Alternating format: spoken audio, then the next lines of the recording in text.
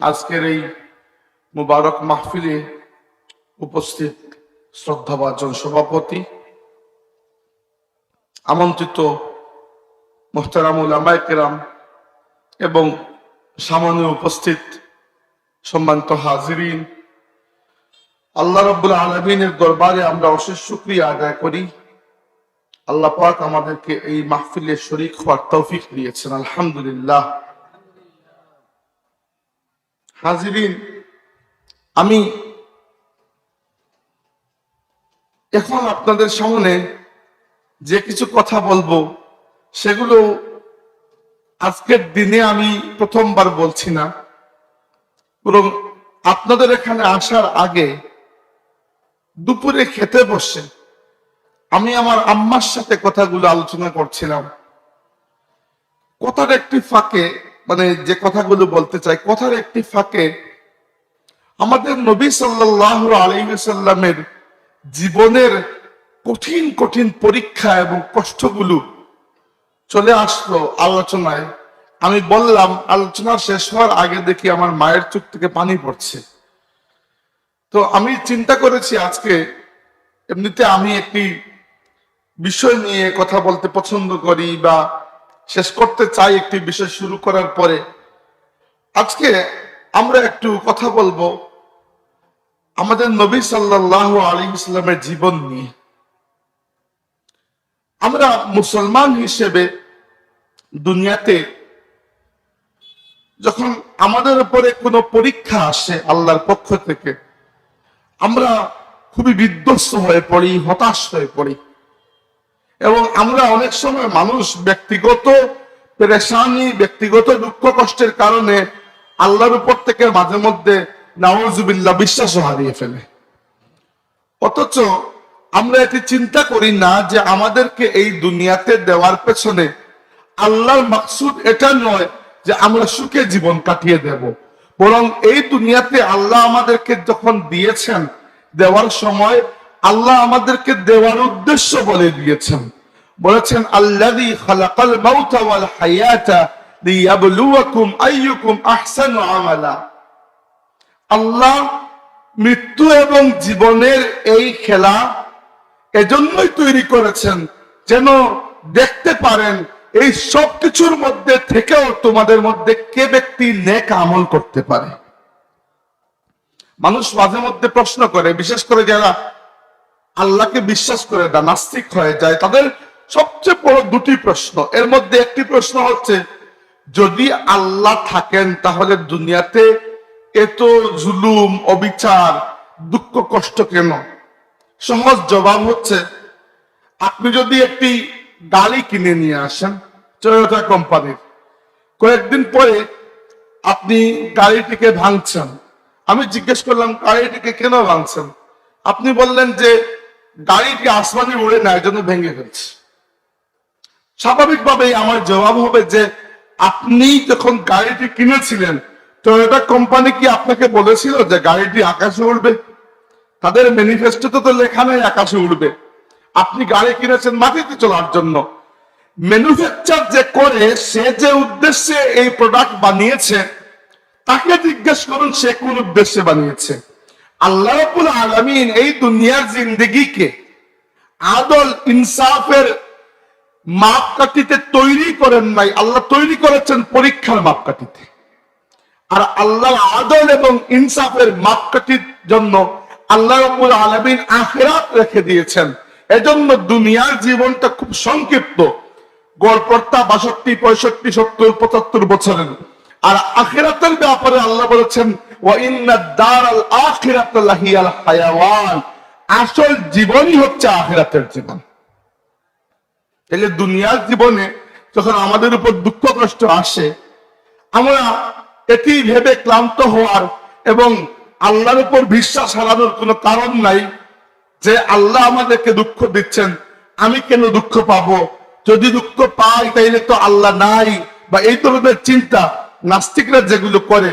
বরং আসল কথা হচ্ছে, আপনি আপনার নিজের মন থেকে চিন্তা না বানিয়ে আল্লাহকে জিজ্ঞেস করে নিন যে আল্লাহ কি জন্য এই দুনিয়ার জীবন বানিয়েছেন।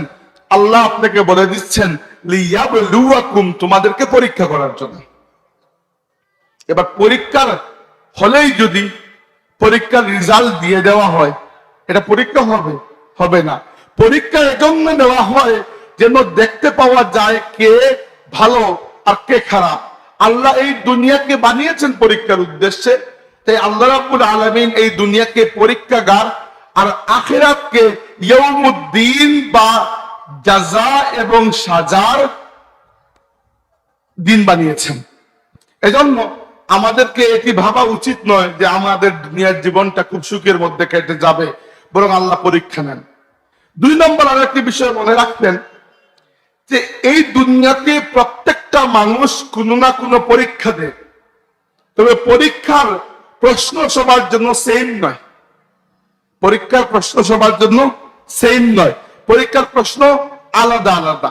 যেরকম দুনিয়াতে যখন মানুষকে পরীক্ষা নেওয়া হয়, প্রত্যেক ক্লাসে তো সেম প্রশ্ন দেওয়া হয় না, আলাদা দেওয়া হয়। এভাবে দুনিয়াতে পরীক্ষা মূলত 2 ধরনের, হয় সবরের পরীক্ষা নইলে শুকরের পরীক্ষা। হয় সবরের নইলে শুকরের পরীক্ষা।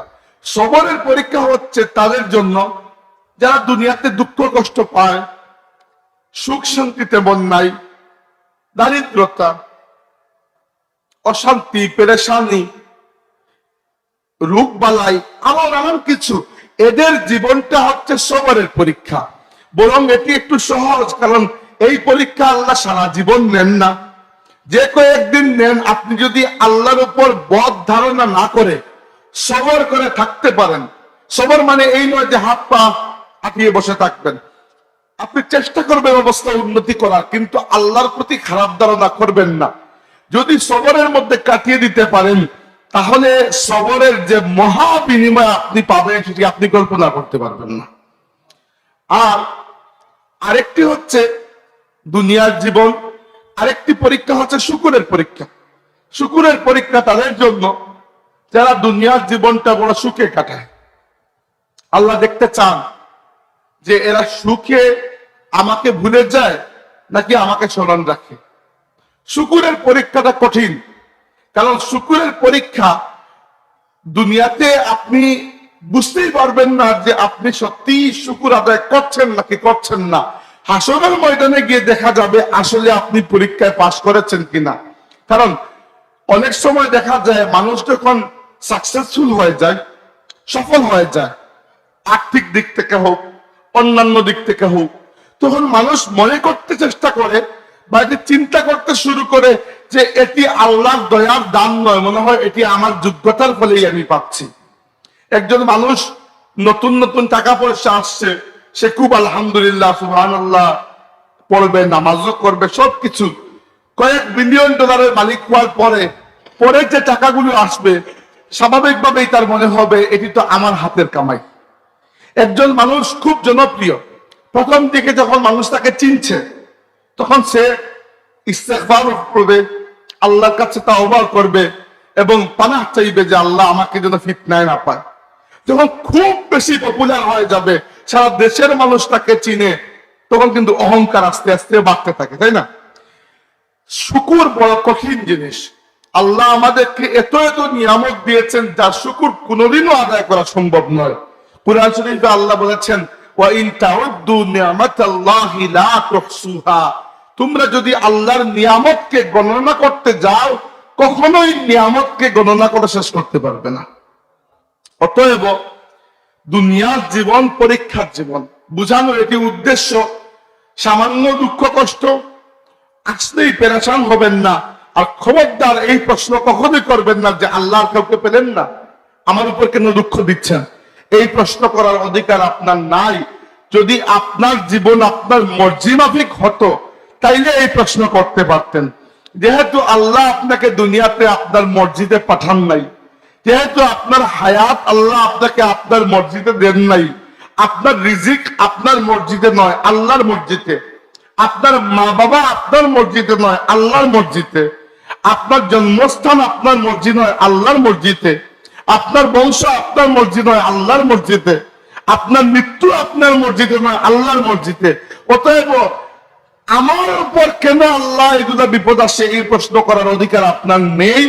আল্লাহ আপনাকে যেগুলাই দিচ্ছেন এর মধ্যে সবর করে থাকা হচ্ছে সবরের পরীক্ষায় পাশ করার উপাদান। আর যাদেরকে আল্লাহ দুনিয়াতে দুঃখ কষ্ট দেন না তাদেরকে চিন্তা করা উচিত, কারণ আল্লাহ যাকে সবচেয়ে বেশি মহব্বত করেন তাকে সবচেয়ে বেশি দুঃখ কষ্ট দিয়ে পরীক্ষা করেন। যার জীবনে কোনো দুঃখ কষ্ট নাই, একটু চিন্তা করা উচিত, হয়তো আল্লাহর মহব্বতের মধ্যে আপনি প্রবেশই করতে পারেন নাই। আর আপনার জন্য আরো কঠিন শুকরের পরীক্ষা অপেক্ষা করছে। যদি আপনি শুধু মুখে নয় আপনার বিশ্বাসে এবং কর্মে শুকরিয়া আদায় করার হক আদায় করতে না পারেন, কিয়ামতের দিন দুনিয়াতে যে দুঃখ কষ্ট পেয়েছে সে সামান্য সবরের কারণে আপনার চাইতে অনেক বড় জান্নাতের মালিক হয়ে যাবে। তাহলে আমরা কি বুঝলাম? দুনিয়ার জীবনটা পরীক্ষার জীবন, প্রতিদানের জীবন নয়। প্রতিদানের জীবন আখিরাত। যখনই কোনো নাস্তিক আপনাকে প্রশ্ন করবে যদি আল্লাহ থাকেন তাহলে দুনিয়াতে এত মারামারি কাটাকাটি কেন? কারণ আল্লাহ রাব্বুল আলামিন এই দুনিয়ার জমিনে আমাদেরকে তার খলিফা বানিয়েছেন যেন আল্লাহর পক্ষ থেকে ন্যায় নীতি আমরা নিশ্চিত করি। আল্লাহ বলেছেন, ইয়া আইয়ুহাল্লাযীনা আমানু কুনু কাওয়ামিনা বিল কিসতি শুহাদা লিল্লাহ। হে ঈমানদাররা, তোমরা ন্যায়ের জন্য দাঁড়াও এবং আল্লাহর পক্ষ থেকে সাক্ষী হয়ে যাও। ন্যায়ের জন্য দাঁড়াবো আমরা। আমরা এই পৃথিবীতে ন্যায় বাস্তবায়ন করতে পারি নাই, এটি আল্লাহর দোষ নয়। দ্বিতীয়ত, ব্যক্তি জীবনে আমার উপর যে কষ্টগুলো আসছে, যে পেরেশানি, এটি এজন্য লিয়াবলুয়াকুম আইয়ুকুম আহসানু আমালা। আল্লাহ দেখতে চান এই দুঃখ কষ্ট ভোগ করেও এগুলোর মধ্যে থেকেও আমার কোন বান্দা নেক আমল করে আর কোন বান্দা আমাকে ভুলে যায়। দুনিয়ার জীবনটা পরীক্ষার জীবন, দুনিয়ার জীবন প্রতিদানের জীবন নয়। প্রতিদানের জন্য আল্লাহ আখিরাত রেখেছেন। এই জন্য দুনিয়ার জীবনটা ক্ষণস্থায়ী, আখিরাতেরটা দীর্ঘস্থায়ী। এই বললাম তাত্ত্বিক কথা। এবার আসি একটি উদাহরণে। উদাহরণ হচ্ছে, সাহাবীরা রাসূলুল্লাহ সাল্লাল্লাহু আলাইহি সাল্লামকে জিজ্ঞেস করলেন, ইয়া রাসূলুল্লাহ, এই জমিনের মধ্যে আল্লাহর পুরো সৃষ্টির মধ্যে সবচেয়ে বেশি পরীক্ষা, বিপদ আপদ, মুসিবত আসে কাদের উপর? আল্লাহর নবী জবাব দিলেন, সবচেয়ে বেশি বিপদ আপদ, মুসিবত, পরীক্ষা আসে নবীদের উপর। নবীরা যে বিপদ আপদ সহ্য করেন, তাদেরকে জীবন চলার পথে যা সহ্য করতে হয় সেটি আপনি আমি কল্পনাও করতে পারবো না। আপনি একবার আমাদের নবী সাল্লাল্লাহু আলাইহি সাল্লামের জীবনের দিকে তাকিয়ে দেখুন। তিনি ইয়তীম অবস্থায় জন্ম নিয়েছেন। জন্মের পরে চোখ খুলে তিনি তার বাবার মুখটি দেখেননি, তিনি তার মাকে দেখেছেন। সেই মা ইন্তেকাল করেছেন যখন আমাদের নবী সাল্লাল্লাহু আলাইহি সাল্লামের বয়স মাত্র 6 বছর। এরপরে রাসূলুল্লাহ সাল্লাল্লাহু আলাইহি সাল্লামের ভরণ পোষণের দায়িত্ব গিয়েছে তার দাদা আব্দুল মুত্তালিবের কাছে। মাত্র 2 বছরের মাথায় আব্দুল মুত্তালিব দুনিয়া থেকে বিদায় নিয়েছেন। এরপরে ভরণ পোষণের দায়িত্ব গিয়েছে চাচা জুবায়েরের হাতে। কিছুদিনের মধ্যে চাচা জুবায়ের ইন্তেকাল করেছেন। এরপরে ভরণ পোষণের দায়িত্ব গিয়েছে চাচা আবু তালিবের হাতে। আবু তালিবের অনেক বড় পরিবার। আবু তালিব আল্লাহর নবীকে খুবই মহব্বত করতেন এবং আবু তালিবের স্ত্রী আমাদের নবীর চাচি ফাতিমা বিনতে আসাদ, তিনিও আল্লাহর রাসূলকে বড় মহব্বত করতেন, নিজের সন্তানের মতো দেখতেন। কিন্তু মহব্বত করলেই তো হবে না, ঘরের তো টাকা কড়ি থাকতে হবে। কিছুই ঘরে ছিল না।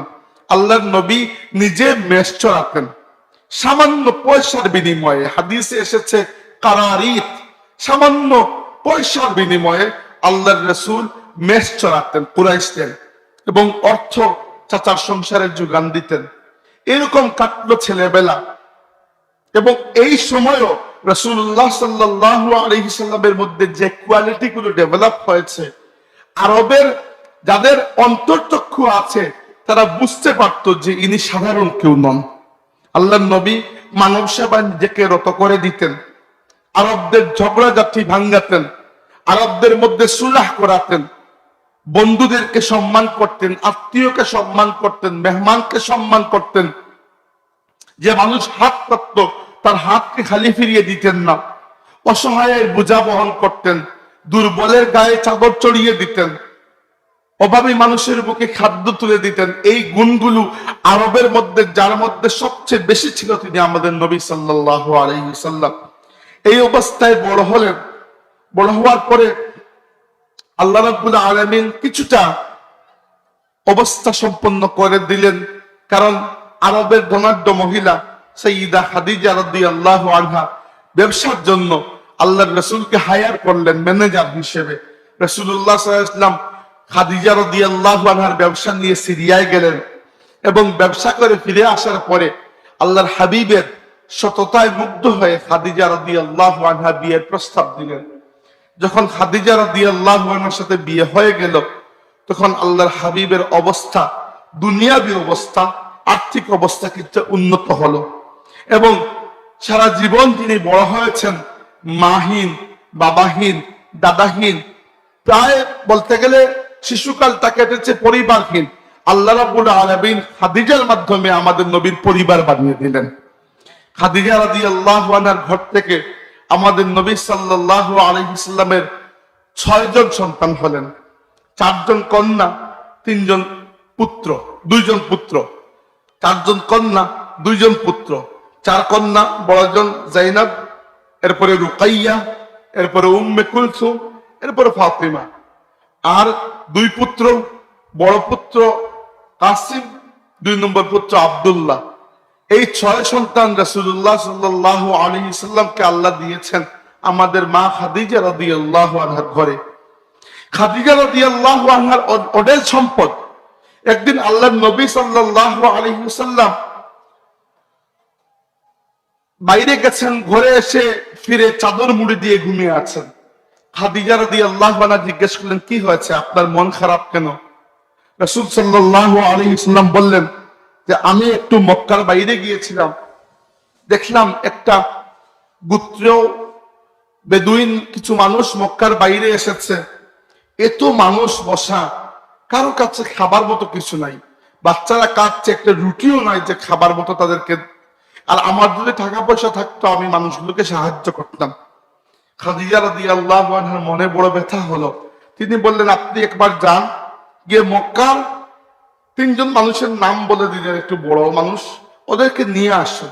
আল্লাহর নবী যখন ওদেরকে নিয়ে আসছেন, এর মধ্যে আমাদের মা খাদিজা রাদিয়াল্লাহু আনহা রাসূলুল্লাহ সাল্লাল্লাহু আলাইহি ওয়াসাল্লামের জন্য নিজের যত সম্পত্তি ছিল সব সম্পত্তি একত্রিত করে ফেললেন এবং ওই 3 জন মানুষকে যখন নিয়ে আসা হলো, ওদেরকে সাক্ষী রেখে খাদিজা রাদিয়াল্লাহু আনহা তার সমস্ত সম্পত্তি রাসূলুল্লাহ সাল্লাল্লাহু আলাইহি ওয়াসাল্লামের নামে লিখে দিয়ে দিলেন। এরপর থেকে আল্লাহর নবী সাল্লাল্লাহু আলাইহি ওয়াসাল্লাম প্রথমবার দুনিয়াবী সম্পত্তি হাতের নাগালে এসেছিল। এর আগের জীবনটা খুবই দারিদ্র্যের মধ্যে ছিল। এরপরে যখন ওহী নাযিল হলো, আমি শুধু ব্যক্তি জীবন বলছি, নবুয়তের রিসালাতের দায়িত্ব সেটি আমি আপাতত রেখে দিচ্ছি। ব্যক্তি জীবনের দিকে চিন্তা করুন। রাসূলুল্লাহ সাল্লাল্লাহু আলাইহি ওয়াসাল্লাম আরবের মধ্যে সবার চোখের মণি ছিল, প্রত্যেকের চোখের মণি ছিলেন আল্লাহর রাসূল। সবাই তাকে আস-সাদিকুল আমিন বলে ডাকতো। কিন্তু সেই রাসূল পাক সাল্লাল্লাহু আলাইহি ওয়াসাল্লাম যখন ইসলামের দাওয়াত শুরু করেছেন, সাথে সাথে রাতারাতি অবস্থা পাল্টে গেল। যারা গতদিন পর্যন্ত বন্ধু বলতো, এরা শত্রু বলতে শুরু করলো। যখন ঘর থেকে বেরোতেন, মানুষ বলতো পাগল, মানুষ বলতো কবি, মানুষ বলতো জাদুকর, মানুষ বলতো তিনি মৃগরোগে আক্রান্ত, মানুষ বলতো তাকে জিনে ধরেছে। এইরকম কথাবার্তা আল্লাহর রাসূলকে শুনতে হয়েছে মক্কার জমিনে প্রথম দিকে। তাছাড়া দাওয়াত যে দিচ্ছেন, খুব কম মানুষ প্রথম দিকে ইসলাম কবুল করছে, খুবই কম, 1-2 করে। কোন জায়গায় দাওয়াত দিচ্ছেন, কেউ ইসলাম কবুল করে নাই। কিন্তু আমার নবী দমে যান নাই, ইসলামের দাওয়াত দিয়েছেন। এরকম চলে যাচ্ছে সময়। এক সময় কাফিরদের পক্ষ থেকে শুধু মৌখিক নয়, বরং শারীরিক নির্যাতন বাড়তে থাকলো।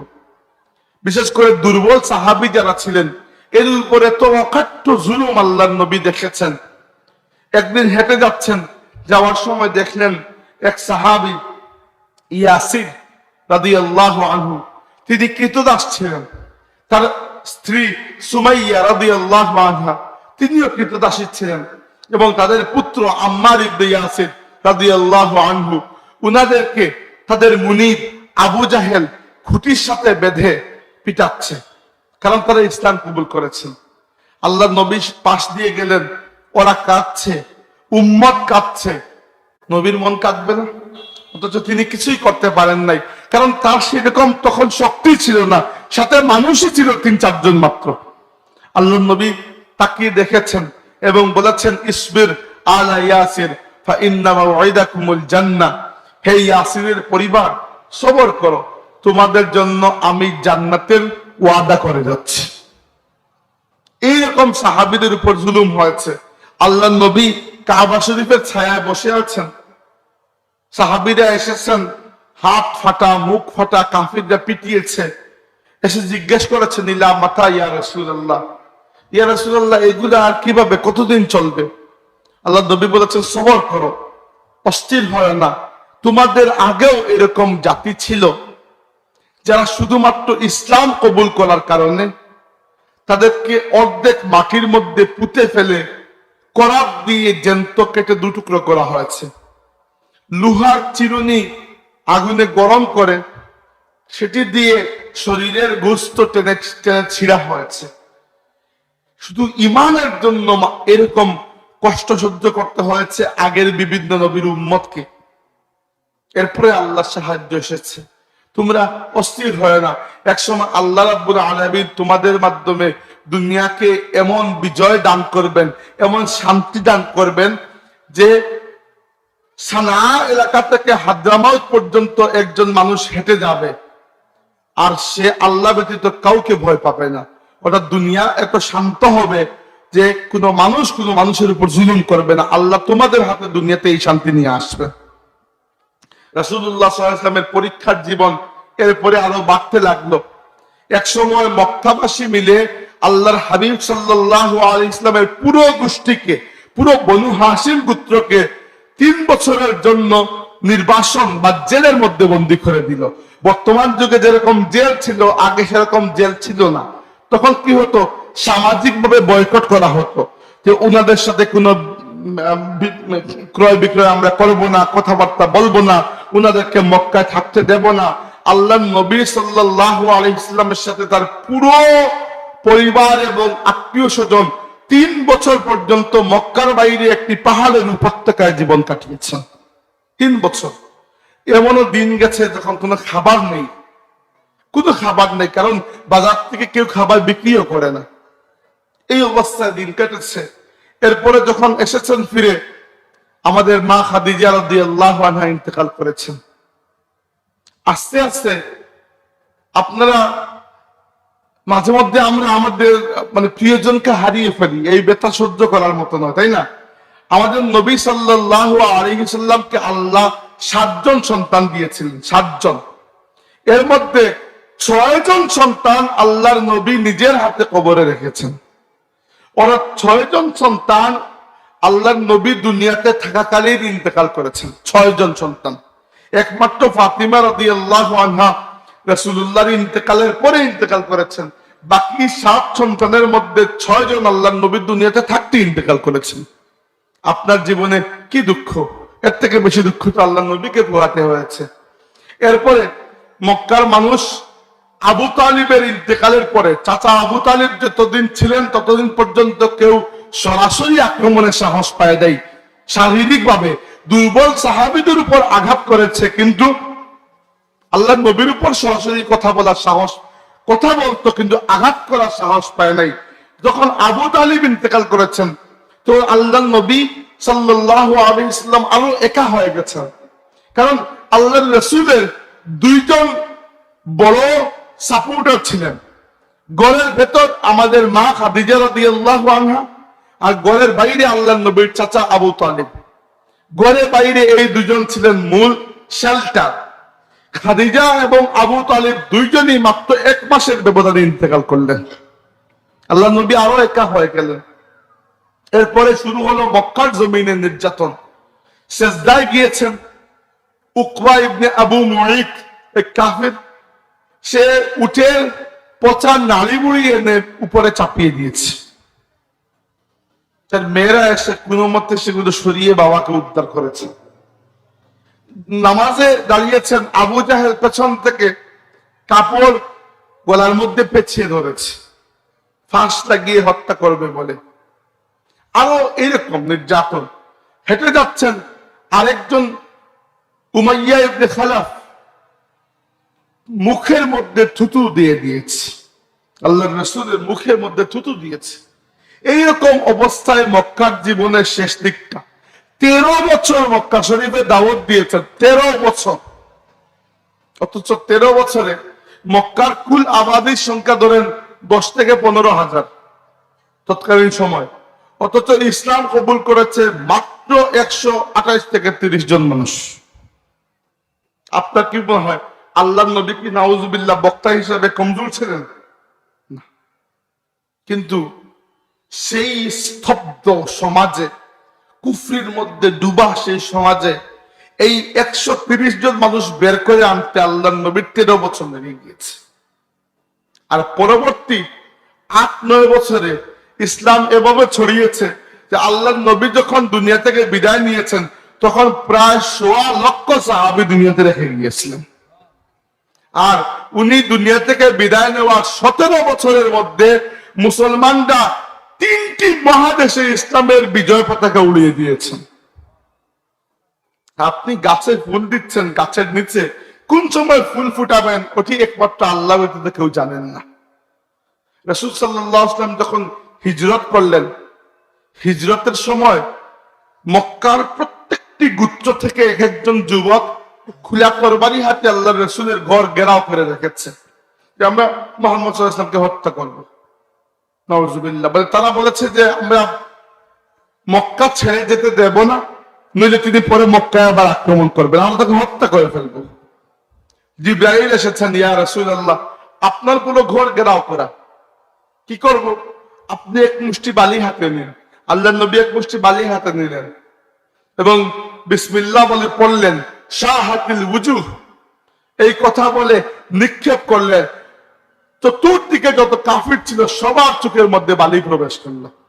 ওরা চোখ কচলাচ্ছে, আল্লাহর নবী নিচ দিয়ে বেরিয়ে গেলেন, তারা দেখতেও পেল না।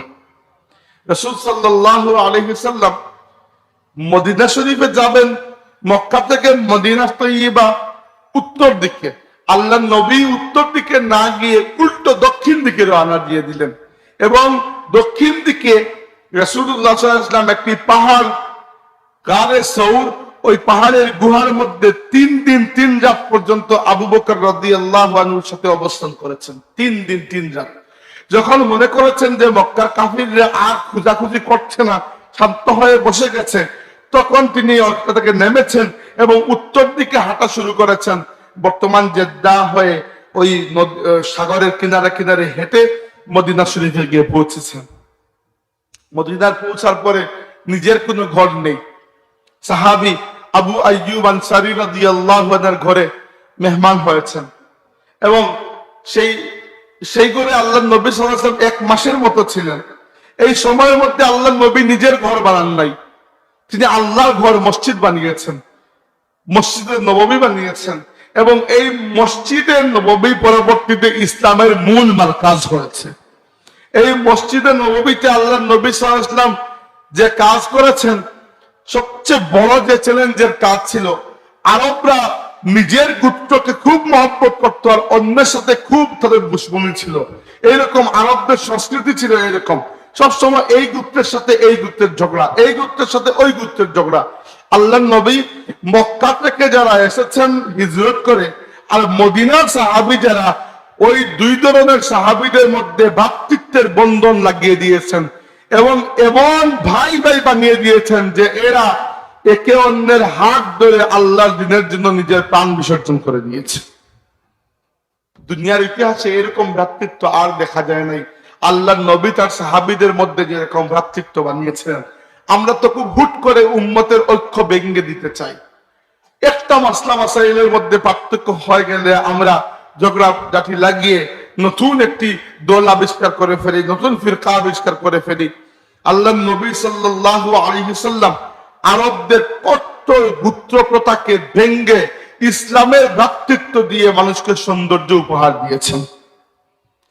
রাসূল আকরাম সাল্লাল্লাহু আলাইহি ওয়াসাল্লাম এরপরে আল্লাহ রাব্বুল আলামিনের রাস্তায় জিহাদের ভূমিকা পালন করেছেন। প্রথমে বদরের যুদ্ধ, পরে উহুদের যুদ্ধ, খন্দকের যুদ্ধ। আল্লাহর নবী মাদানী জীবনে মোট 19টি যুদ্ধ নিজে নেতৃত্ব দিয়ে পরিচালনা করেছেন। অন্যান্য যুদ্ধে মানুষ পাঠিয়েছেন। কি জন্য? কারণ আল্লাহ তাকে দায়িত্ব দিয়েছিলেন, বলেছিলেন যে আমি আপনাকে পাঠিয়েছি এজন্য লিইয়ুযহিরাহু আলাদ দীনি কুল্লিহি, যেন আপনি আল্লাহর পুরো জমিনে তামাম অন্য সব দিনের উপর ইসলাম দ্বীনকে আপনি বিজয়ী করেন। রাসূল আকরাম সাল্লাল্লাহু আলাইহি ওয়াসাল্লাম বদরের যুদ্ধে গিয়েছেন মক্কার কুরাইশদের বিপক্ষে। 1000 সৈন্যের বিশাল সুসজ্জিত বাহিনী কুরাইশদের, আর আল্লাহর নবীর হাতে মাত্র 313 জন সাহাবী, মাত্র 313 জন। রাসূলুল্লাহ সাল্লাল্লাহু আলাইহি ওয়াসাল্লাম দোয়া করেছেন, আল্লাহুম্মা ইন তুহলিক হাযিহিল আসাবাতিল ইয়াউম লান তু'বাদ ফিল আরদ। হে আল্লাহ, এই যাদেরকে নিয়ে আসলাম সামান্য কিছু মানুষ, আমার সারা জীবনের পরিশ্রম, আমার 13-15 বছরের পরিশ্রম, দাওয়াতের পরিশ্রম, এই মাত্র 315টি মানুষ যদি আজকে এরা শহীদ হয়ে যায়, তাহলে এই দুনিয়াতে তোমাকে ডাকার মতো কোনো মানুষ বাকি থাকবে না। আল্লাহ রাব্বুল আলামিন 3000 ফেরেশতার বাহিনী পাঠালেন। 3000 ফেরেশতার বাহিনী। বদর যুদ্ধে মুসলমানরা বিজয়ী হলেন। ঠিক পরের বছর উহুদের যুদ্ধ হলো। 70 জন সাহাবা শহীদ হলেন। তার মধ্যে হামজা রাদিয়াল্লাহু আনহুর মতো সাহাবী, তিনি আল্লাহর রাসূলের চাচা, দুধ ভাই এবং বন্ধু এবং পরামর্শক ছিলেন। হামজা চাচা বলতে এত বয়স্ক নয়, আল্লাহ নবী থেকে মাত্র 1.5 বছরে বড় ছিলেন তিনি। এর জন্য তাদের মধ্যে চাচা ভাতিজার সম্পর্ক নয়, বরং বন্ধুর সম্পর্ক ছিল। রাসূলুল্লাহ সাল্লাল্লাহু আলাইহি ওয়াসাল্লাম নিজে আঘাতপ্রাপ্ত হয়েছেন, মাথা ফেটেছে, এই জায়গায় গালের এই জায়গায় বর্ম ফেটে টুকরা ঢুকে গিয়েছে। যখন বের করে আনা হয়েছে, এই পরিমাণ রক্ত গড়িয়ে পড়েছে যে আল্লাহর রাসূল অচেতন হয়ে গেছেন। রাদিয়াল্লাহু আনহু কাপড় জ্বালিয়ে ছাই করে এখানে লাগিয়ে দিয়েছেন, এরপরে রক্ত বন্ধ হয়েছে। এই হচ্ছে মানুষের জীবনের কষ্ট। যখন মানুষ জীবনে কষ্টের মধ্যে পড়ে, মনে করে দুনিয়াতে মনে হয় আমার মধ্যে মতো কষ্টে আর কেউ নেই। আপনার নবী যেরকম কষ্ট করেছেন, এই কষ্টগুলো আপনি চিন্তার মধ্যেও আনতে পারবেন না। আল্লাহ তার প্রিয় বান্দা, প্রিয় নবী, প্রিয় বন্ধু ইব্রাহিম আলাইহিস সালামকে যে পরীক্ষা নিয়েছেন, আপনাকে এই পরীক্ষার নেওয়া তো দূরের কথা, পরীক্ষার প্রশ্ন দিলে আপনি বেহুশ হয়ে যাবেন। বুঝতে পেরেছেন? আমরা খুব দ্রুত হতাশ হয়ে যাই। রাসূল আকরাম সাল্লাল্লাহু আলাইহি ওয়াসাল্লাম এই যুদ্ধ বিগ্রহ শেষ হলো যখন, 6ষ্ঠ হিজরিতে কুরাইশদের সাথে সন্ধি হলো, হুদায়বিয়ার সন্ধি। এরপরে আন্তর্জাতিক পর্যায়ে ইসলামের দাওয়াত ছড়িয়ে পড়লো। 8ম হিজরিতে রাসূলুল্লাহ সাল্লাল্লাহু আলাইহি ওয়াসাল্লাম মক্কা শরীফ বিজয় করে দিলেন, এবং মক্কা শরীফ বিজয় করার পরে আরবের অন্যান্য যে কয়েকটি বড় বড় শক্তি ছিল যারা ইসলামের বিপক্ষে, তাদের সাথে যুদ্ধ হলো, তারা পরাজিত হলো, এবং পুরো আরব উপদ্বীপের মধ্যে এমন কোন শক্তি রইল না। মাত্র যে নবীকে তারা মাত্র 9 বছর আগে মক্কা থেকে বেরিয়ে আসতে বাধ্য করেছিল, আমার নবী মাত্র 9 বছরের মধ্যে পুরো আরব জাহানে আল্লাহর দ্বীনের পতাকা বিজয়ী পতাকা হিসাবে উড়িয়ে দিলেন। আল্লাহর পক্ষ থেকে আল্লাহ সার্টিফিকেট দিয়ে দিলেন, ওয়াকুল জাআল হাক্কু ওয়া যাহাকাল বাতিল ইন্নাল বাতিলা কানা যাহুকা। আপনি বলুন যে সত্য চলে এসেছে, মিথ্যা সরে গেছে। ইসলাম কায়েম হয়ে গেল। রাসূলুল্লাহ সাল্লাল্লাহু আলাইহি ওয়াসাল্লাম সাহাবীদেরকে নিয়ে 10ম হিজরিতে জীবনের প্রথম এবং শেষ হজ করলেন। আল্লাহর নবী জীবনে একটি হজ করেছেন, ওটিকে আমরা বিদায় হজ বলি। এটি জীবনের প্রথম হজ, এটি শেষ হজ। 9ম হিজরিতে হজ ফরজ হয়েছে, আল্লাহর নবী হজ করেন নাই। 10ম হিজরিতে হজ ফরজ হয়েছে, দুঃখিত, 10ম হিজরিতে আল্লাহর নবী হজ করেছেন, এবং সেই হজে রাসূলুল্লাহ সাল্লাল্লাহু আলাইহি ওয়াসাল্লাম বিদায় হজের খুতবা দিয়েছেন। সেই খুতবায় আল্লাহর নবী তার জীবনের তামাম শিক্ষা আমাদেরকে জানিয়ে গেছেন। যতটুকু আদর্শ নিয়ে তিনি এসেছিলেন প্রত্যেকটি আদর্শের খুলাসা তিনি উম্মতকে দিয়েছেন।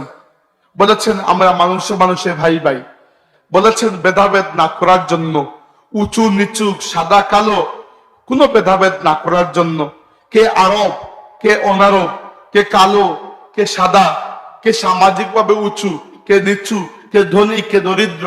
আল্লাহ নবী বলেছেন আলা কুল্লু শাইইন মিন আমরিল জাহিলিয়াতি তাহতা কদামাইয়া মাওদু। জাহেলের যুগের যত উঁচু নিচু ভেদাভেদ ছিল, আজকে আমি নবী এই সব ভেদাভেদকে আমার পায়ের নিচে পিষে ফেললাম। আমাদের মধ্যে একটাই ভ্রাতৃত্ব, সেটা ইসলামের ভ্রাতৃত্ব। আল্লাহ বলেছেন ইন্নামাল মুমিনুনা ইখওয়া, মুমিনরা পরস্পর ভাই ভাই। রাসূলুল্লাহ সাল্লাল্লাহু আলাইহি ওয়াসাল্লাম বলে গেলেন যে আমি তোমাদের জন্য দুটি বিষয় রেখে যাচ্ছি, একটি আল্লাহর কিতাব কুরআন, আর একটি আল্লাহর নবীর সুন্নাত। তোমরা যদি এইগুলোকে ঠিক মতো আঁকড়ে ধরো তাহলে কখনো পথভ্রষ্ট হবে না। আমরা আল্লাহর কুরআনকেও ঠিক মতো আঁকড়ে ধরি নাই, আল্লাহর নবীর সুন্নাতকেও ঠিক মতো আঁকড়ে ধরি নাই। এই জন্য দুনিয়াতে এত মুসলমান, অথচ আমাদের হাল দুনিয়ার সবচেয়ে বদহাল। কি জন্য? আমরা কুরআনকে পিঠ দেখিয়েছি। আমরা আমাদের শিক্ষা ব্যবস্থার মধ্যে কোরআনের শিক্ষা নাই বললেই চলে। আমাদের শিক্ষা ব্যবস্থার মধ্যে কোরআনের শিক্ষা নাই বললেই চলে। মাঝে মধ্যে দু চারজন শত বছরে এরকম দু চারজন পাওয়া যায় যারা এসে দুনিয়াকে কোরআনের নূর দিয়ে নূরান্বিত করেন। আমরা পেয়েছিলাম আল্লামা ফুলতলি সাহেব রহমতুল্লাহ আলাইহি, যার মাধ্যমে প্রতিষ্ঠিত কোরআনের প্রতিষ্ঠান দারুল কিরাতের মাধ্যমে লক্ষ লক্ষ মানুষ বিশুদ্ধ কোরআন শরীফ শিক্ষা অর্জন করতে পেরেছেন। কোরআন শরীফই হচ্ছে কিয়ামত পর্যন্ত আমার নবীর রুহানি খলিফা। রাসূলুল্লাহ রাজনৈতিক খলিফা আবু বকর রাদিয়াল্লাহু আনহু, এরপরে ওমর, এরপরে উসমান, এরপরে আলী। কিন্তু আল্লাহর নবী নিজে কাউকে খলিফা বানিয়ে যান নাই, কারণ কাউকে খলিফা বানিয়ে গিয়ে কোনো লাভ নাই, কারণ কেউ তো চিরস্থায়ী নয়, একসময় সবাই মরবেন। কিন্তু এই উম্মত তো কিয়ামত পর্যন্ত থাকবে। এই জন্য আল্লাহর নবী এমন কাউকে রেখে গেছেন যে কিয়ামত পর্যন্ত থাকবে। সহিহ বুখারীতে আছে, এক তাবেঈ এসে একজন সাহাবীকে জিজ্ঞাসা করলেন যে আল্লাহর নবী কি কারোর ব্যাপারে ওসিয়ত করে গেছেন যে আমার পরে তিনি খলিফা হবেন? ওই সাহাবী বললেন না, আল্লাহর নবী আমাদেরকে কোরআনের পেছনে পেছনে চলার ওসিয়ত করে গেছেন। তার মানে কিয়ামত পর্যন্ত আল্লাহর নবীর রুহানি খলিফা হয়ে আল্লাহর কিতাব কোরআন আমাদের জন্য থাকবে। আল্লাহর নবী আমাদেরকে রেখে গেছেন এই কোরআন অনুযায়ী চলার জন্য। এরপরে রাসূলুল্লাহ সাল্লাল্লাহু আলাইহি ওয়াসাল্লাম সাহাবীদেরকে জিজ্ঞেস করলেন যে আলা হাল বাল্লাগতু, হে আমার সাহাবীরা, আমি কি ইসলামের দাওয়াত ঠিকমতো তোমাদের কাছে পৌঁছে দিয়েছি? সাহাবারা বললেন ইন্না নাশহাদু আন্নাকা কাদ বাল্লাগতা। হে রাসূল, আমরা ওয়াদা করছি, আমরা সাক্ষ্য দিচ্ছি যে আপনি ঠিকঠাক মতো আপনার দাওয়াত আমাদের কাছে পৌঁছে দিয়েছেন। আল্লাহর নবী তখন আল্লাহকে সাক্ষী রাখলেন, বললেন আল্লাহুম্মা ফাশহাদ, হে আল্লাহ তুমি সাক্ষী থেকো, তারা সাক্ষী দিচ্ছে যে আমি পৌঁছে দিয়েছি। এরপরে রাসূলুল্লাহ সাল্লাল্লাহু আলাইহি ওয়াসাল্লাম আমাদেরকে দায়িত্ব দিলেন, বললেন ফাল ইউবাল্লিগিশ শাহিদুল গায়বা, তোমরা যারা আমার আদর্শ যারা পেয়েছো তারা পৌঁছে দেবে এই আদর্শ তাদের কাছে যারা এই আদর্শ পায় নাই। অর্থাৎ তোমাদের মধ্যে যারা এখানে উপস্থিত আছো তারা পরবর্তীদের কাছে আমার শিক্ষা পৌঁছে দেবে, ওদেরকে বলবে তারা যেন পরবর্তীদের কাছে পৌঁছে দেয়। এইভাবে এই আল্লাহর রাসূলের সুন্নাত এবং আদর্শ আজকে আমাদের কাঁধে এসে পৌঁছেছে। আমরা আপনাদের কাছে পৌঁছাবো, আপনারা অন্যের কাছে পৌঁছাবেন। যে এই দায়িত্বে ফেল করবে কিয়ামতের দিন সে আল্লাহর রাসূলের শাফাআত আশা করা খুব কঠিন হয়ে যাবে। এরপরে রাসূলুল্লাহ সাল্লাল্লাহু আলাইহি ওয়াসাল্লাম ফিরে আসলেন। কিছুদিন পরে সফর মাসে অসুস্থ হয়ে গেলেন। 11 হিজরির সফর মাসে অসুস্থতা শুরু হলো, কয়েকটা অসুস্থতা। সবচেয়ে কঠিন ছিল 7ম হিজরিতে খয়বরের যুদ্ধের পরে আল্লাহর নবী সাল্লাল্লাহু আলাইহি ওয়াসাল্লামকে বিষ প্রয়োগ করা হয়েছিল। খাবারের সাথে বিষ মেশানো হয়েছিল। রাসূলুল্লাহ সাল্লাল্লাহু আলাইহি ওয়াসাল্লাম ওই বিষ মিশ্রিত খাবার জিহ্বা মুবারকে টাচ করেছিলেন। টাচ করা মাত্র ওই গোশতের টুকরাকে আল্লাহ রাব্বুল আলামিন জবান দিয়ে দিলেন। ওই গোশতের টুকরা বলল, ইয়া রাসূলুল্লাহ, আমার মধ্যে বিষ মিশ্রিত। আল্লাহ নবী খেলেন না, কিন্তু জিহ্বায় যে লাগিয়েছেন ওইটুকু সামান্য একটু অংশ ভেতরে চলে গিয়েছিল। এবং 2 বছর পরে ইন্তেকালের ঠিক আগে আল্লাহ নবী নিজে বলেছেন যে আমার ওই বিষক্রিয়া মনে হয় আবার ফিরে এসেছে। আমার মনে হচ্ছে বিষের যন্ত্রণায় আমার শিরা উপশিরা কেটে যাচ্ছে, এইরকম যন্ত্রণা। এরপরে জ্বর, কঠিন জ্বর, মাথার ব্যথা ছিল। আয়েশা রাদিয়াল্লাহু আনহা বলেছেন আল্লাহর নবী টাইট করে মাথার মধ্যে পাগড়ি বাঁধতেন, কারণ মাথার দুই পাশের শিরা উপশিরা গুলো দুপতপ করত। এরপরে আসলো প্রচন্ড জ্বর। রাসূলুল্লাহ সাল্লাল্লাহু আলাইহি ওয়াসাল্লাম কাপড় ভিজিয়ে মুখের উপর দিতেন, কাপড় ভিজিয়ে মুখের উপর দিতেন। জীবনের শেষ 11টি ওয়াক্ত তিনি মসজিদে এসে নামাজ আদায় করতে পারেন নাই।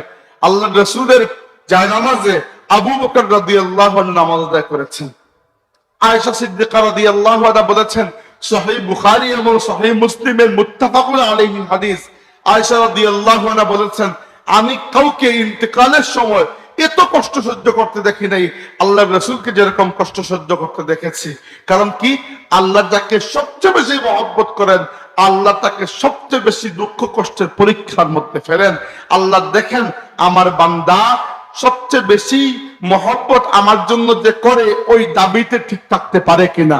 এই জন্য আমি আপনাকে চ্যালেঞ্জ করে বলছি, আপনি দুনিয়ার ইতিহাসে আমাদের নবী সাইয়্যিদনা মুহাম্মদুর রাসূলুল্লাহ সাল্লাল্লাহু আলাইহি ওয়াসাল্লাম এবং আল্লাহর খলিল, আল্লাহর বন্ধু সাইয়্যিদনা ইব্রাহিম আলাইহিস সালাম, এই দুজন যত দুঃখ কষ্ট আর পেরেশানি আর বিপদাপদ সহ্য করেছেন, আপনি দুনিয়ার ইতিহাসে কারো কাছে এরকম পাবেন না।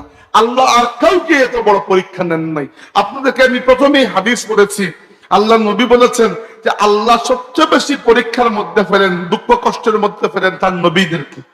রাসূলুল্লাহ সাল্লাল্লাহু আলাইহি ওয়াসাল্লাম আল্লাহর কাছে দোয়া করেছেন, আল্লাহ আমার তাম উম্মতের মৃত্যুর সময়কার যে সকরাতের আযাব আছে ওইগুলা সব একত্রিত করে আমাকে দিয়ে দাও, আমার উম্মতকে যদি না দাও। অবভিয়াসলি আল্লাহ রাব্বুল আলামিন সব উম্মতের কষ্ট দেন নাই, এটি দেওয়া কখনো উচিত নয়, আল্লাহ রাব্বুল আলামিনের ইনসাফও নয়। কিন্তু রাসূলুল্লাহ সাল্লাল্লাহু আলাইহি ওয়াসাল্লামের ব্যাপারে সহিহ বুখারী এবং সহিহ মুসলিম শরীফে রয়েছে, আয়েশা রাদিয়াল্লাহু আনহা বলেছেন আল্লাহর রাসূল খুবই কষ্ট করেছেন, পুরোটা জীবন তার কষ্টের মধ্যে কাটলো, পুরোটা জীবন। রাসূলুল্লাহ সাল্লাল্লাহু আলাইহি ওয়াসাল্লাম, এবার আমরা তার উম্মত হয়ে কিভাবে আশা করতে পারি যে আমাদের জীবনে কোনো দুঃখ আসবে না, কোনো কষ্ট আসবে না, কোনো পরিশ্রম করা লাগবে না, কোনো বিপদ আপদ মুসিবত আসবে না, কোনো পেরেশানি আসবে না। যার জীবনে কোনো মুসিবত কোনো পেরেশানি নাই, আপনাকে ভয় পাওয়া উচিত। হয়তো আল্লাহ আপনাকে তার মায়ার বান্দার তালিকায় এখনো যুক্তই করেন নাই। আল্লাহ যাকে ভালোবাসেন তাকে আপন করে নেন, আপন করে নেওয়ার আগে আল্লাহ পরীক্ষা দেন, পরীক্ষায় পাস করার পরে আল্লাহ রাব্বুল আলামিন আপন করেন। ইব্রাহিম আলাইহিস সালামকে আল্লাহ 15টি পরীক্ষা নিয়েছেন, 15টি। তাফসীরের মধ্যে এসেছে, কুরআন শরীফে আল্লাহ বলেছেন, ওয়া ইযিবতালা ইব্রাহিম রাব্বুহু বিকালিমাতিন ফাআতাম্মাহুন, আল্লাহ ইব্রাহিমকে তার কালিমার মাধ্যমে, আদেশের মাধ্যমে নানা রকম পরীক্ষা নিয়েছেন। ফাআতাম্মাহুন, ইব্রাহিম প্রত্যেকটি পরীক্ষায় পাস করেছেন। এরপরে আল্লাহ তাকে উপাধি দিয়েছেন, ইন্নী জাইলুকা লিন-নাসি ইমামা, ইব্রাহিম আমি তোমাকে মানব জাতির ইমাম বানিয়ে দিলাম। আমাদের নবী সাল্লাল্লাহু আলাইহি ওয়াসাল্লামকে আল্লাহ কি বলেছেন যে আসা আন ইয়াবআসাকা রাব্বুকা মাকামান মাহমুদা, কিয়ামতের ময়দানে আপনার রব আপনাকে মাকামে মাহমুদ দান করবেন। মাকামে মাহমুদ হচ্ছে আনলিমিটেড শাফাআতের অধিকার। আল্লাহর রাসূল যার দিকে তাকিয়ে ইশারা করবেন আল্লাহ আমার উম্মত, আল্লাহ তাকে জাহান্নাম থেকে মুক্ত করে জান্নাতে প্রবেশ করাবেন। আল্লাহ রাব্বুল আলামিন ওয়াদা করেছেন, ওয়ালাল আখিরাতু খায়রুল লাকা মিনাল উলা, আপনার প্রত্যেক সামনে আগত দিন পেছনে ফেলে আসা প্রত্যেক দিনের চেয়ে উত্তম। মানে যত দিন যাচ্ছে আপনার প্রত্যেক এক একটি দিন আপনার জন্য উত্তম, এমনকি আপনার দুনিয়ার চাইতে আপনার আখিরাত উত্তম। দুনিয়াতে আমি আল্লাহ আপনাকে অনেক দুঃখ কষ্ট, অনেক পরীক্ষার মধ্যে ফেলেছি, কিন্তু হাসরের ময়দানে আল্লাহ রাব্বুল আলামিন ওয়াদা করেছেন, ইন্না সানুরদিকা ফি উম্মাতাক। ইয়া রাসূলুল্লাহ, আপনাকে তো প্রশ্ন উঠে না এটা বলার, আপনার জন্যই জান্নাত, কিন্তু আপনার উম্মতকে আমি এত দেব যে আপনার উম্মতের প্রাপ্তি দেখে আপনি সন্তুষ্ট হয়ে যাবেন। আপনার উম্মতের ব্যাপারে আমি আল্লাহ আপনাকে খুশি করে দেব। ইব্রাহিম আলাইহিস সালামের সেম অবস্থা। কারণ কি, আপনি মনে রাখবেন কি, এই আল্লাহর নবীর জীবনী তো আমি কিছুই বলি নাই, সংক্ষিপ্ত ভাবে একটা আপনাদেরকে একটা কবিতার মতো শুনিয়ে গেলাম।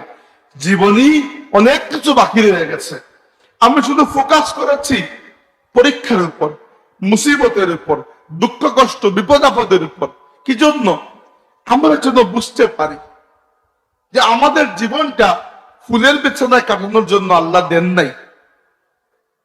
আমি অবাক হই যে আল্লাহ রাব্বুল আলামিন এই উম্মতকে, পুরো উম্মতকে উদ্দেশ্য করে বলেছেন, ওয়াকাযালিকা জাআলনাকুম উম্মাতান ওয়াসাতান লিতাকুনু শুহাদা আলান নাস। তোমাদেরকে আমি মধ্যমপন্থী উম্মত বানিয়েছি এবং তোমরা কিয়ামতের দিন तमाम মানব জাতির উপর সাক্ষী হবে। ওয়ায়াকুনার রাসূলু আলাইকুম শাহীদা, আর রাসূল হবেন তোমাদের উপর সাক্ষী। আর এক আয়াতে আল্লাহ বলেছেন, কুনতুম খায়রা উম্মাতিন, তোমরা সর্বশ্রেষ্ঠ উম্মত। তা'মুরুনা বিল মারুফ, তোমাদের দায়িত্ব হচ্ছে মানুষকে কল্যাণের দিকে ডাকা।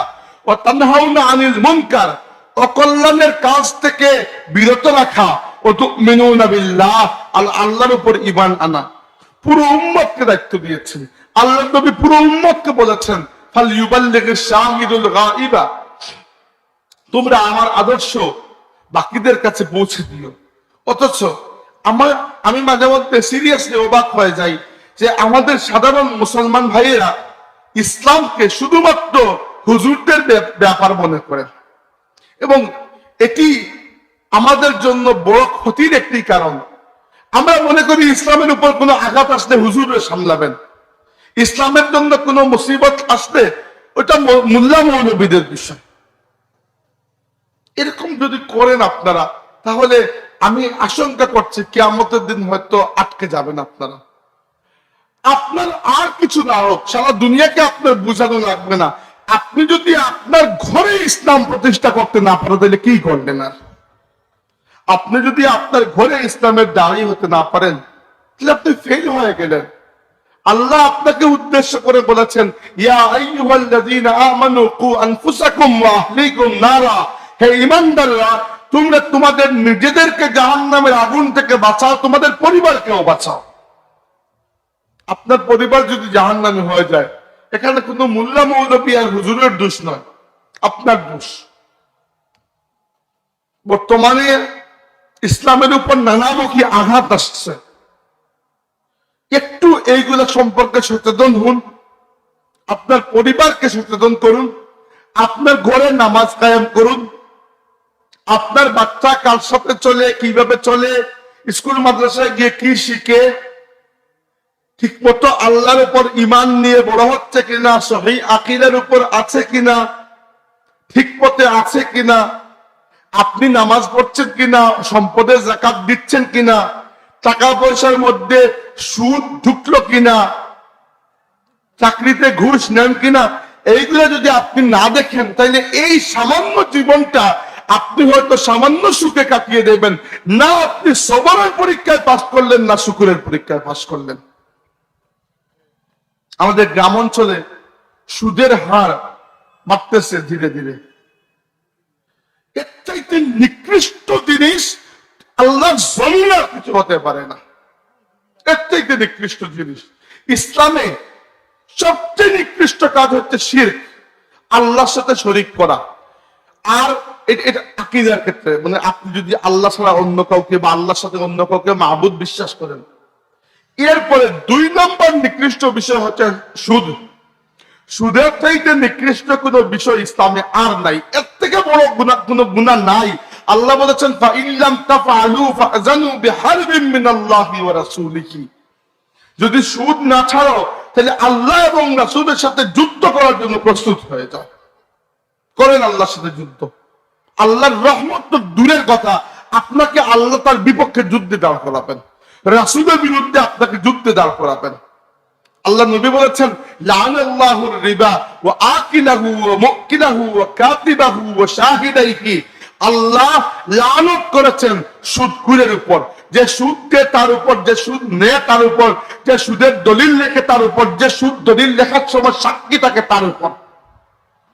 এবং মনে রাখবেন, যার উপর আল্লাহ লানত করেন আর যার উপর আল্লাহ আযাব দেন, এই দুজন বরাবর নয়। যার উপর আল্লাহ আযাব দেন তাকে পরে মাফ করে নেন, কিন্তু যার উপর আল্লাহ লানত করেন তার জন্য জান্নাত চিরস্থায়ী হারাম হয়ে যায়। আল্লাহ রাসূল বলেছেন আর রিবা সাবউনা হুবা আইসারুহা আন ইয়ানকাহা রাজুলু উম্মাহু, সুদের 70টি গুনাহ রয়েছে। একবার যদি আপনি সুদের লেনদেন করেন আপনার 70টি গুনাহ হবে, তার মধ্যে সবচেয়ে কম গুনাহ হচ্ছে নিজের মায়ের সাথে বদকারি করার নামান্তর। যাদের এই অভ্যাস আছে ছেড়ে দিন, আল্লাহর ওয়াস্তে ছেড়ে দিন, আল্লাহর ওয়াস্তে। এর থেকে নিকৃষ্ট জিনিস আল্লাহর কাছে কিছুই হতে পারে না, না মদ না জিনা, আর কোনো কিছু এর নিকটে আসতে পারবে না। যারা চাকরি বাকরিতে আছেন, দয়া করে চাকরি বাকরিতে অতিরিক্ত উপঢৌকন নেওয়া, এটি যে চাকরিতে আপনার যতটুকু প্রাপ্য চুক্তির মধ্যে আছে এর বেশি নেওয়া, সেটি ঘুষ। আল্লাহর রাসূল বলেছেন আর রাশি ওয়াল মুরতাশি কিলাহুমা ফিন্নার, ঘুষ দাতা এবং ঘুষ গ্রহীতা উভয়ই জাহান্নামে যাবে। যারা ব্যবসায়ী, মনে রাখবেন ব্যবসা আর কালোবাজারি দুইটার মধ্যে পার্থক্য আছে। কৃত্রিম মজুদদারি, আল্লাহ লানত করেছেন কৃত্রিম মজুদদারির উপর।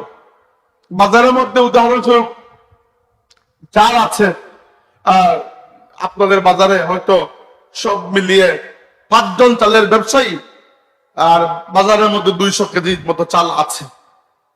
এবার আপনি কি করলেন, একজন ব্যবসায়ী বাজারে ইচ্ছাকৃতভাবে সংকট তৈরি করার জন্য ওই চালগুলো সব নিজে লুকিয়ে মজুদ করে রাখলেন, হয়তো কিনে অথবা যে কোনো কারণে, এবং উড়িয়ে দিলেন যে চাল নাই, চাল নাই। যেই মাত্র চাল নাই এর খবর আসবে, চালের দাম কোন জায়গায় যাবে চিন্তা করতেছেন। আল্লাহর রাসূল লানত করেছেন, বলেছেন আত-তাজিরু মারযুকুন ওয়াল মুহতাকিরু মালাউনুন, ব্যবসায়ী আল্লাহর পক্ষ থেকে রিজিক প্রাপ্ত, ব্যবসায়ীকে আল্লাহ মহব্বত করেন। আর কালোবাজারি মজুদদার যারা, এই মজুদদাররা মালাউন, এদের উপর আল্লাহর লানত পড়ে গেছে অলরেডি। এরপরে ব্যবসার ক্ষেত্রে প্রতারণা করা প্রায়ই দেখা যায়। এগুলো আমাদের সমাজকে নষ্ট করছে। এই হারাম খাদ্যগুলো আপনার পুরো বংশকে নষ্ট করে দেবে, খেয়াল রাখবেন এটা। আল্লাহর রাসূল বলেছেন মান গাশশানা ফালাইসা মিন্না, যে ব্যক্তি ব্যবসা বাণিজ্যে প্রতারণা করে সে আমার উম্মতি নয়। আপনি আপেল বিক্রি করছেন, উপরের 2টা লেয়ার ভালো, নিচের লেয়ার গুলো খারাপ, আপনি খারাপ দেখাচ্ছেন না। এগুলা করে আপনি দুনিয়াতেও ফায়দা পাবেন না। বিশ্বাস করেন, আপনাদের চাইতে অনেক বেশি দুনিয়া ঘুরেছি আমি, যদি আপনাদের অনেকের চাইতে বয়স আমার কম, অন্তত পক্ষে 10-15টি 16টির মতো দেশ আমি সফর করেছি এই বয়সেও। বাংলাদেশে অনেক জায়গায় গিয়েছি যে জায়গার নামই আপনারা জানেন না। আমি এত মানুষের সাথে মিশেছি ওয়াজ করার জন্য, ওয়াজের কল্যাণে, যাদের সাথে আপনার জীবন দেখাও হয় নাই। আমি দেখে বলছি যারা এইগুলা করে টাকা কামান, শেষ বয়সে এমন একটা খারাপ রোগ হয়, ডাক্তার একটা সব বের করে নিয়ে যায়, অথবা সন্তানটা আতুর হয়, অথবা মেয়েটার বিয়ে ভেঙে যায়, অথবা এই টাইপের কিছু একটা হয়। আল্লাহ না করুক, আমি চাই না এরকম কারো হোক, কিন্তু হয়। মানুষকে ঠকিয়ে প্রতারণা করে জুলুম করে টাকা কামাবেন, কসম খোদার এই টাকা কখনোই আপনার হাতে থাকবে না। এগুলো করবেন না। হালাল পথে উপার্জন করুন, হালাল পথে উপার্জন করে খুব সুন্দর করে খেয়ে পরে বাঁচা যায়। সাহাবীদের মধ্যে সবাই যে দরিদ্র ছিলেন এমন না, কোটিপতিও ছিলেন, হালাল পথে অর্জন করেছেন। হালাল পথে অর্জন করুন, যাকাত দিন, বুক ফুলিয়ে হাঁটুন, মানুষের কাছে হাত কেন পাতবেন? আপনাকে আমি মোটেও বলছি না গরিব থাকবেন, অবশ্যই গরিব থাকবেন না। আপনি হালাল পথে উপার্জন করুন এবং চেষ্টা করুন যে নিজে কিছু উৎপাদন করতে। খালি মানুষের চাকরি করা এটি ইসলামে খুবই অপছন্দ। চেষ্টা করুন কিছু উৎপাদন করতে, যদি একটি আপনার জব থাকেও সেই সাথেও চেষ্টা করুন নিজের বাড়িতে একটি ছোট্ট ক্ষেত, কৃষি খামার বা এইরকম কিছু রাখতে। এগুলো সুন্নত তরিকা, এগুলো কিয়ামত পর্যন্ত থাকবে, চাকরি ফাকরি থাকবে না। একটা বিশ্বযুদ্ধ লাগার বাকি, এরপরে চাকরি কোথায় যাবে কোনো হিসাবই নাই। এই জন্য একটু নিজের স্থাবর সম্পত্তি রাখুন এবং নিজে কিছু উৎপাদনের চেষ্টা করুন, উৎপাদনমুখী হই আমরা। আর এটি আমি আলিমদেরকেও বলছি। আমাদের বেশিরভাগ আলিম হাত পেতে খাওয়া আলিম, হাত পেতে যারা খায় এদেরকে কেউ সম্মান দেয় না। বিশ্বাস করুন, হাত পেতে খাওয়া আলিম হবেন না। আপনি আলিম ঠিক আছে, সেই সাথে আপনার একটু ক্ষেত কৃষি করুন, একটু সবজি ফলান, একটু মানে গবাদি পশু একটা থাকুক, ছোট্ট একটা ব্যবসাও করেন। এই সবই সুন্নত। এগুলো করার মাধ্যমে কি হবে, আপনার পজিশনটা সমাজে একটু স্ট্রং হবে। এবার একজন ইমাম সাহেব বড় মুখলিস মানুষ, ঠিক আছে, মাত্র 4,500 টাকা বেতন, বেচারা কার বিরুদ্ধে কি বলবে? সভাপতির বিরুদ্ধে বললেই চাকরি শেষ। বুঝতে পারতেছে অবস্থা? আর আমি এরকম মুখ ফুলিয়ে বলতেছি কেন? কেন আমি কারো আন্ডারে নয়। This is the difference. আমি কি, আপনার কি মনে হয় এই নবীর জীবনে আপনি খালি দুনিয়ার মধ্যে আমি পড়েছি, আপনার ইমাম সাহেব কি পড়েননি? আপনার না হয়তো যে কোনো এলাকার একজন ইমাম সাহেব। ওই সুদের ব্যাপারে যে হাদিসগুলো বললাম, ওইগুলা কি এখন নাজির হয়েছে না আগেও কিতাবে ছিল? আগেও তো ছিল। ঘুষের ব্যাপারে আগেও ছিল, প্রতারণার ব্যাপারে আগেও ছিল, সবই আগে ছিল। কিন্তু বলতে পারেন না, কিভাবে বলবে? বেচারা কারো দোষ নাই। আমি বলছি না দোষ, পুরো সিস্টেমটাই নষ্ট হয়ে গেছে। আমি বলছি না ইমাম সাহেবের দোষ। ইমাম সাহেবের বেচারা বেতন হচ্ছে 4,500 টাকা। এটা কোন টাকা হলো? এটা কোনো বেতন হলো আপনাদের? বলুন, ইমাম সাহেবদেরকে এরকম অবস্থায় রাখবেন না দয়া করে। এরকম হলে উনার মুখ থেকে কিছু বেরই হবে না। আপনারা চেষ্টা করুন মসজিদ ভিত্তিক সমাজ করতে। মুসলিম সমাজের কেন্দ্রস্থল হচ্ছে মসজিদ। সেই মসজিদে মক্তব থাকবে। মক্তবের চাইতে জরুরি প্রতিষ্ঠান দুনিয়াতে আর কিছুই নাই। সেই মসজিদে দারুল কিরাত থাকবে, কোরআন শরীফ শুদ্ধভাবে পড়ার জন্য। সেই মসজিদে সপ্তাহে না হোক 2 সপ্তাহে একদিন বয়স্কদের জন্য নামাজ শিক্ষা, কোরআন শিক্ষার ব্যবস্থা রাখবেন। এর জন্য ইমাম সাহেবকে আলাদা যদি 500 টাকা দিয়ে দেন, আপনি মরে যাবেন না। ফ্রিতে শিক্ষা অর্জনের দরকার নাই, যিনি শিখাবেন তাকে একটু হাদিয়া দেবেন, এটা সুন্নাত। আমাদের সমাজ মসজিদ ভিত্তিক সমাজ। মসজিদ থেকে অন্যায় প্রতিবাদ করবেন।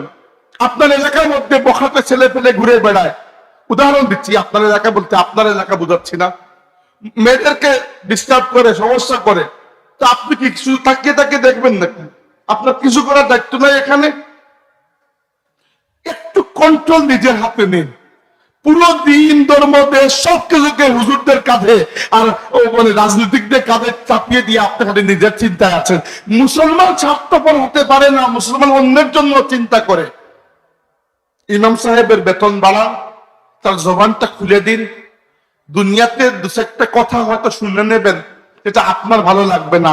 কসম আল্লাহর, কিয়ামতের দিন গিয়ে আপনি নিজেকে শাবাশি দেবেন যে ইমামের মুখ খুলে দিয়েছিলাম, বেচারার কথা শুনে আমার ইসলাহ হয়েছিল, এজন্য আজকে আমি জান্নাত থেকে, জাহান্নাম থেকে মুক্ত হয়ে জান্নাতের পথে যেতে পেরেছি। আমি আর লম্বা করতে পারছি না, আমার অনেকগুলো মাহফিল, এজন্য বিদায় নিতে হবে। 7টার সময় আজান, 7টা বেজে গেছে। আমরা যা শিখলাম আল্লাহ রাব্বুল আলামিন এর উপর আমাদেরকে আমল করার তৌফিক দিন। ওয়া আখিরু দাওয়ানা আলহামদুলিল্লাহি রাব্বিল আলামিন। দুরূদ শরীফ পড়ুন, সাল্লাল্লাহু আলা সাইয়্যিদিনা ওয়া মাওলানা মুহাম্মদ ওয়া আলা আলিহি ওয়া আসহাবিহি ওয়া সাল্লাম।